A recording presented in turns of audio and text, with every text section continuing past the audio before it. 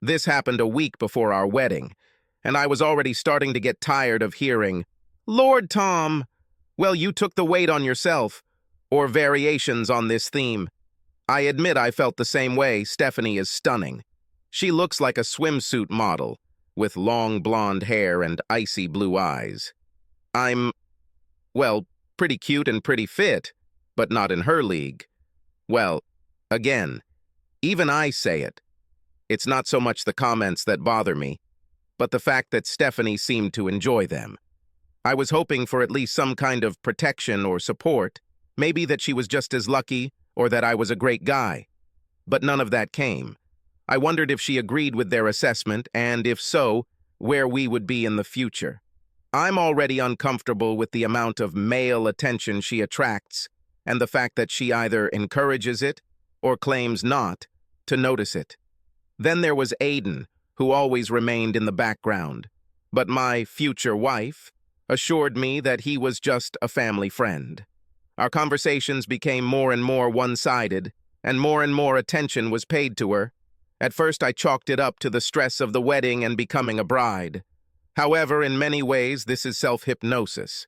My initial proposals for a wedding in the Caribbean or a small holiday with close relatives were rejected.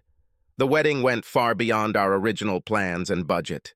But she had to have the perfect dress, the perfect venue, the cake, the ring, and her second cousins had to be added to the guest list, which was approaching 270 people at that stage. I seemed to be lost in the shuffle. I was often instructed, but usually ignored. I wondered if anyone would notice if I just didn't show up, and I wondered again about why she was marrying me. Her mother mentioned a property for sale near where they lived. This is a fantasy. There was no way we could afford houses like this, at least for many years. Then, at the wedding rehearsal, her father lectured me in front of the whole family about how his princess should be kept in familiar conditions. Steph and her mom smiled at this, but I could barely cope with my fake smile, thinking that I was an idiot for expecting the words, "Welcome to the family." My grandfather's old advice came back to me, trust your gut. After all, trusting your gut and trusting Steph are the same thing, right? I tried to talk to her about how the situation was escalating and again explain what was bothering me. "Steph, I'm not happy with..." She immediately fell into a panic and stammered, "I didn't cheat, everyone just got carried away at the bachelorette party." The thought that I was simply dissatisfied with the organization of the wedding did not even occur to her. I was stunned, but replied, "I didn't cheat, but I was drunk. They were all kissed by strippers. Their manhood, I mean. I didn't kiss him on the lips." She said it as if it was an achievement. They focused on me as the bride. Everyone said that I should do it, even my mother. "There is no need to react like that. I have the right..." "What? You have the right to please someone else's manhood?" "So, or what?" "Yeah, no. I mean, it was nothing. Just a drunken party. You shouldn't overreact to it." I suspect this will be the first of many conversations where you will explain what you are entitled to and that I should not overreact. I have rights too, including the right not to marry you.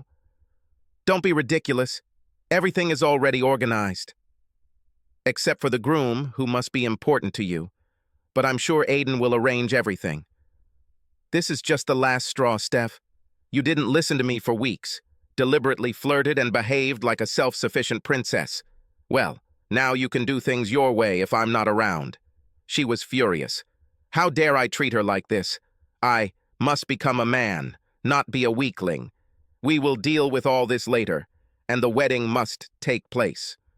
On autopilot, I went to my sister.